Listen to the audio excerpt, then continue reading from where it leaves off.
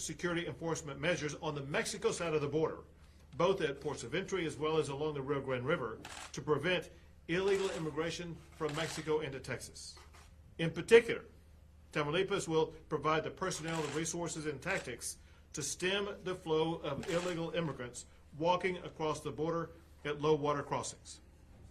If those crossings resume or increase, it will signal that cartel-supported crossings have increased and that Texas must reinstate the more stringent vehicle inspection standard. Now, however, because Tamaulipas has increased security on the Mexico side of the border and is committed to contain low water crossings of illegal immigrants, the Texas Department of Public Safety can return to random searches of vehicles crossing all of the bridges from Tamaulipas. The effect will be that the bridges between Tamaulipas and Texas will return to normal beginning immediately right now. They will remain that way as long as Tamaulipas executes this historic agreement. Texas has now entered into border security enhancement agreements with the Mexican governors of Tamaulipas, Coahuila, Chihuahua, and Nuevo Leon. Now listen, understand the concern that businesses have about trying to move products across the bridge. But I also know the anger that Texans face and have that's caused by Joe Biden not securing the border. Texas will not tolerate the endless stream of illegal immigrants crossing the border, and we will increase our border security in light of President Biden's decision to eliminate Title 42 expulsions. The ultimate way to end the clogged border is for President Biden to do his job and secure it. Until then, Texas will use its own strategies to secure the border. To let you know about a situation that occurred during the course of the closed bridges, I'm going to have Major Gonzalez with the Texas Department of Public Safety explain more to you about what happened. Definitely, Governor. So, surely, just as after we got started here on this initiative, on this commercial vehicle enforcement initiative out at our port of entries, there are multiple things that we're seeing. But I think that one of the biggest things that we were able to see is once we started slowing down that traffic, we could see, one, that as people were staying behind, as people were clogging up that line, we were having full, thorough inspections on those commercial vehicles coming across. In that, we were able to see some violations.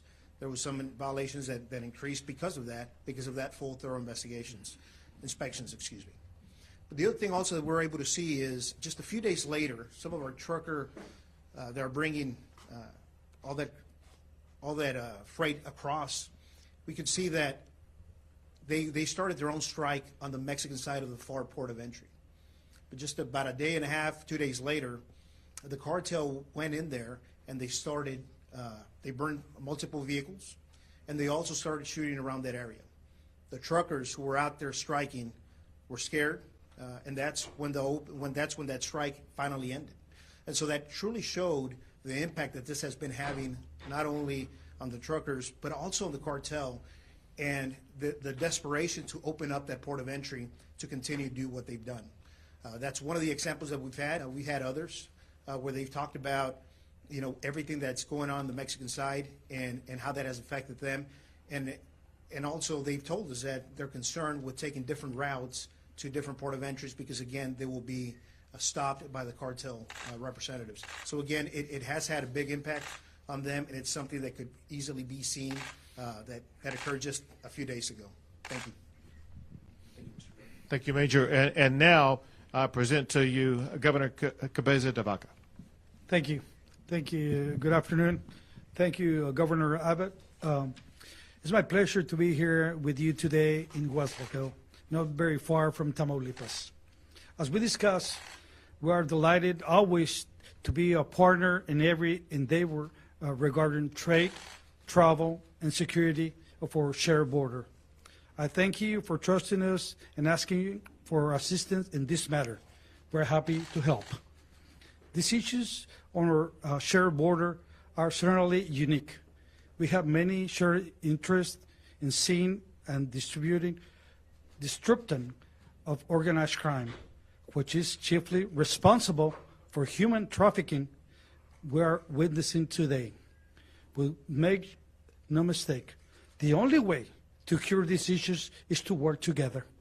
Since I came to office in 2016, my main priority in my state was to address the security problem left on my lap by previous administrations. In 2016, my state was ranked among the 5 worst states in terms of security. And today, I'm happy to report that we're among the top 5 best in all Mexico as ranked by Mexico's federal authorities. We achieved these milestones by putting together a 5-part plan to look up from worst to one of the best. I began a major undertaking in evaluating the state police at various levels. We conducted various personality tests and polygraph to everyone.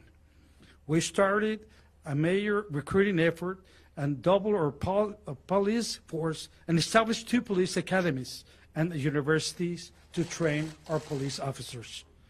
We elevated their salaries to be the best paid police force in all Mexico, while giving our police force benefits such as scholarships for their children so they can go to school and universities. We also put a police outpost stations every 50 kilometers along the highway systems and added traffic patrols for travelers. Last year, we were ranked the best and safest highways in all Mexico. We built also 5 major police complexes throughout the state to house, train, educate, and feed our state troopers. 3 of them are located right on the border, one in Nuevo Laredo, one in Matamoros, and one in Reynosa. And lastly, we just inaugurated the most advanced C5, which is a command, control, a computer communications system. This is the best and most sophisticated center in all Mexico. It's located just across the border, right in Reynosa. It's the brain of the state, where we get instant feeds from police vehicles, over 5,000 video cameras that are located in all the states, especially in the border with Texas. And Governor Abbott, I take security very seriously. As other states on the border and within the Republic of Mexico just talk about security and announce these plans that never materialized, we are living it each and every day. We're achieving significant results. In fact, one of the most successful programs today, we have had 4 times the program that we have established in 2018, which is called the Campaign for Security and Prosperity. It's a program that Tamaulipas put together with 7 separate federal agencies, such as Border Patrol, CBP, ICE, FBI, and DEA, among others, to identify, track, dismantle, and arrest drug cartels and organized crimes buses. We put most wanted billboards and stand-ups in airports, land ports, and roadways in both sides of the border to help and make sure that we get anonymous tips.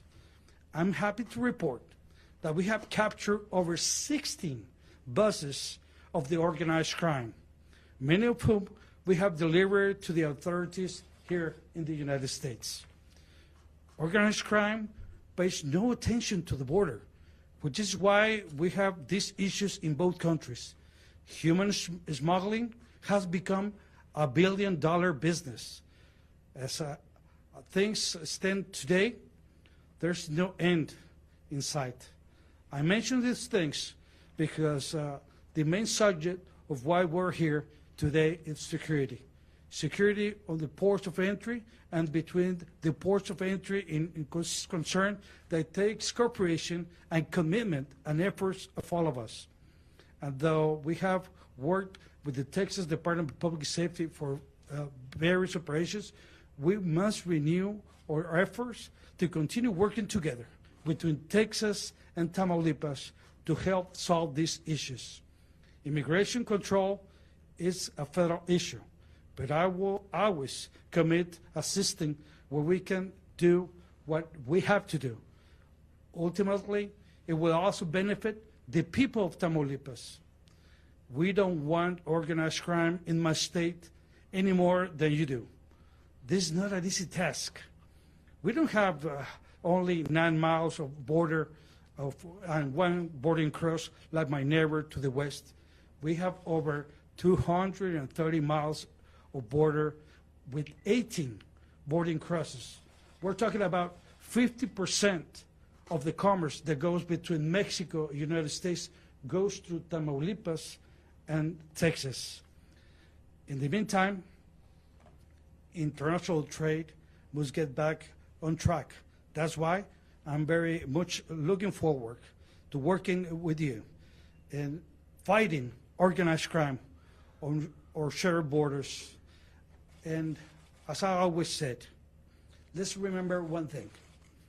We're not only neighbors, we're business partners, we're allies, and many of us are family living in both sides, in one of the most important places on earth, Texas and Tamaulipas. We're looking forward to working with you. Thank you. Thank you, Javier. That will sign. Sure.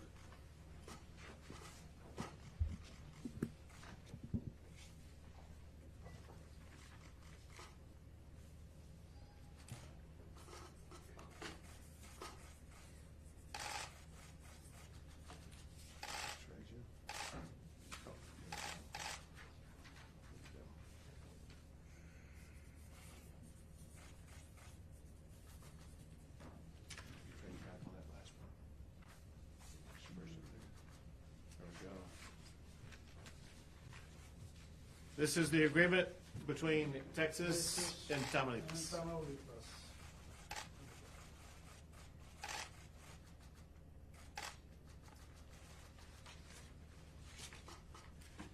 We have to answer a few questions.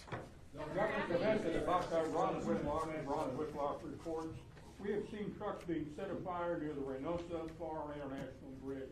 If you agree with the governor's DPS major who said this is being started, these fires in trucks started by organized crime, and therefore, if you agree with this synopsis that's being provided, when you start your inspection, could you ensure the safety of trucks waiting in the Tamaulipas Mexican side of the border? Well, let me start by saying that the people that were involved in that fire have already been captured, okay? So the investigations are going on. Not the information we got is that no fires were happened, didn't happen, but they put fire on those trucks. But those 3 people they were captured and the investigations are going on, okay? Regarding the inspections, let's remember that what we're gonna work is we're gonna double our police forces in those areas just to make sure we stop the smuggling of immigrants in different areas that are going on right now. Next question. Go ahead.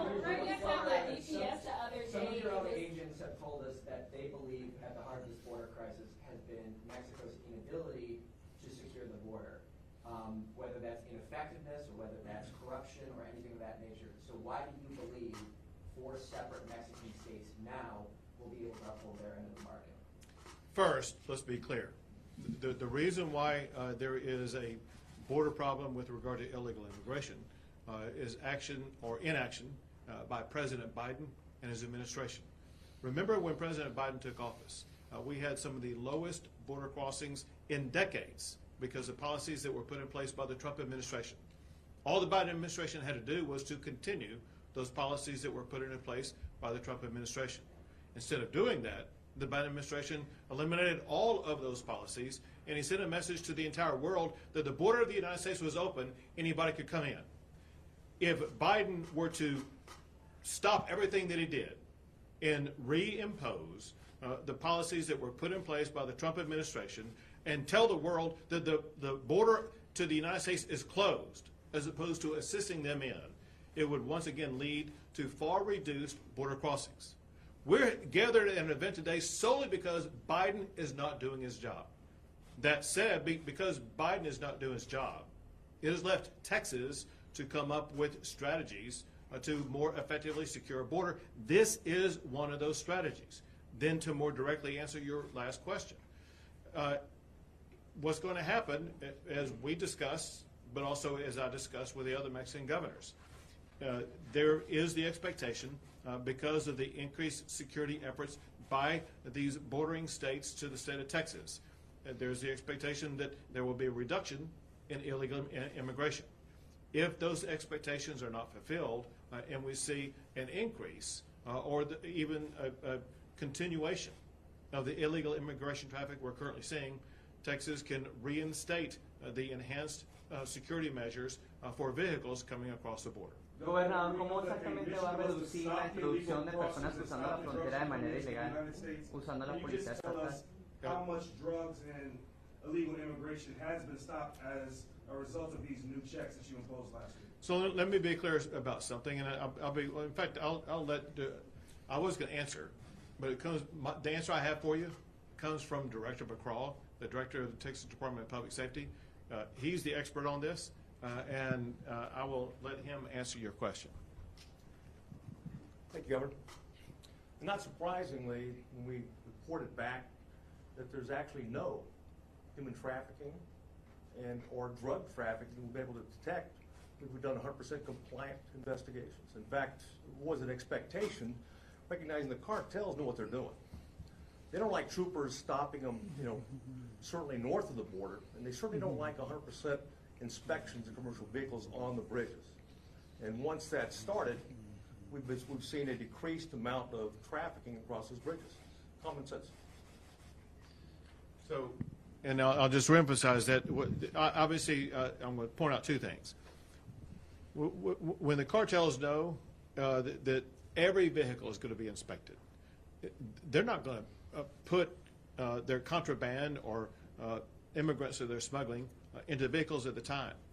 That's one reason why the cartels were beginning to get so frustrated, because the inventory they were trying to get across the border into the United States, they had to withhold until such time as the lanes open back up. And so it's no surprise that during the time that 100% inspections were taking place, there was nothing found of the cartels trying to get things across the border at that time. However, one thing that did occur is about 25% of the vehicles that DPS inspected found defects that would require them to remove those vehicles from the roadway. Some were problems with the brakes, some were problems with tires, there were some other types of problems that existed. And so there were a tremendous number of safety violations that DPS was able to uncover that may have, for all we know, saved the lives of Texans that these vehicles could have crashed into. Gobernador, ¿cómo el Estado va a manejar el tema migratorio con la Policía Estatal? ¿Cómo funciona eso realmente? Te voy a contestar en español. De entrada, comentarte que esta es una facultad del gobierno federal. Sin embargo, nosotros, dadas las circunstancias que se están dando y cómo el tráfico de migrantes está fortaleciendo los grupos criminales, es ahí donde el gobierno del Estado está actuando con firmeza y determinación. Estamos yendo sobre la raíz del problema, que son precisamente los grupos criminales que operan el tráfico de migrantes. Todos y cada uno de ellos. No puedo hablar por otros estados de la República, pero sí por el mío. Es el único estado que cuenta con órdenes de aprehensión contra todos los grupos criminales que operan en Tamaulipas. Eso definitivamente que va a disminuir sus operaciones y, bueno, trabajar de la mano con el Departamento de Seguridad de aquí y de Texas para una mayor comunicación y coordinación y ir sobre la ruta de migrantes.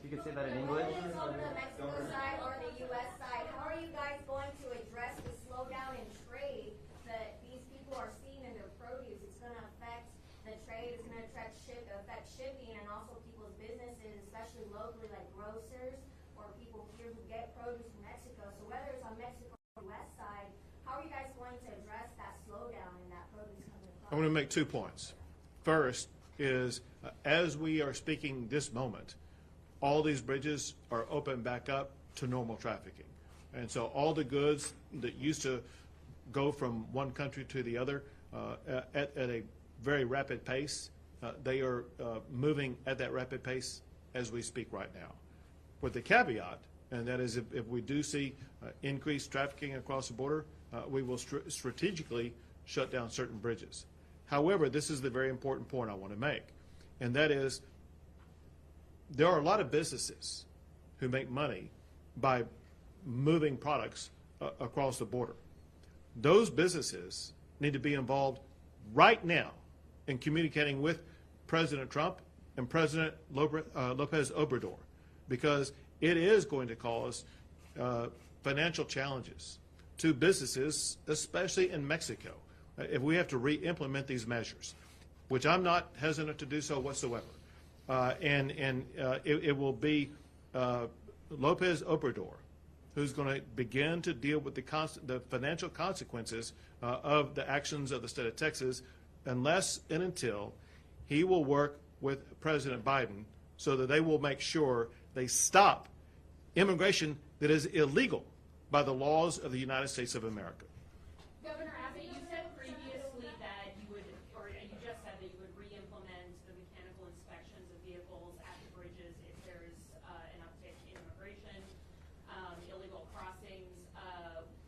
We've acknowledged that these mechanical inspections did not find any immigrants, are not best positioned to find immigrants. That being the case, is the goal to inflict economic pain as a way to put pressure on your Mexican counterparts? So first, to be clear, inspections are not going to end. Inspections were always taking place. There was a change in the strategy, and that is to inspect 100% of all the vehicles. And the answer is yes, if there is not a slowdown in illegal immigration, there will be a re-implementation of 100% inspection of all commercial vehicles. And a consequence of that is financial pain. And that financial pain is necessary to get the public to insist that their government leaders, such as the presidents of the two countries involved, take the action that is needed to solve this problem. Two more questions. Gobernador, ¿sí me puede contestar? Con mucho gusto. Gracias. ¿Sí me puede detallar sobre los recursos que se van a usar para ese acuerdo con Texas? Y también, si me puede decir de dónde van a salir los fondos para este nuevo acuerdo. Go ahead. De entrada, comentarle que todas las acciones que hemos llevado a cabo que tengan que ver con salud pública en materia de seguridad han sido con recursos propios, recursos del gobierno del Estado. Y hemos llevado a cabo un sinnúmero de acciones. Hoy lo que vamos a hacer es simplemente fortalecerlas para evitar los flujos de migrantes. Algo que vale la pena señalar, que el principal problema que estamos teniendo es en la frontera chica, que todo el mundo conoce, que es la frontera con Roma, Río Grande. Los movimientos de migrantes que hemos detectado lamentablemente vienen del área de Monterrey y la zona metropolitana. Ellos no se van directamente al área de Colombia, de Acuña, no, vienen y regresan al territorio tamaulipeco. Es ahí donde vamos a poner un freno y vamos a pedirles a autoridades mexicanas y al Instituto Nacional de Migración que ponga más atención en los flujos de migrantes que salen desde el área metropolitana, que es el centro de distribución más grande del noreste del país. In reference to your last answer, are you saying that it was worth it, all the economic pain endured by Texas farmers and growers and distributors? Was that a worthwhile sacrifice for the slowdown at the border? I did not say that at all. What I'm saying is that there is the expectation that the Mexican states that I have negotiated deals with will do what is necessary to reduce illegal immigration. And there's the consequence that if not, the 100% inspections will be reinstated, and they may have knock-on economic effects. And we are going to do what is necessary to make sure that we have safe and secure borders where both countries are following the law. All right, thank you guys so much. Thank you. Gracias a todos.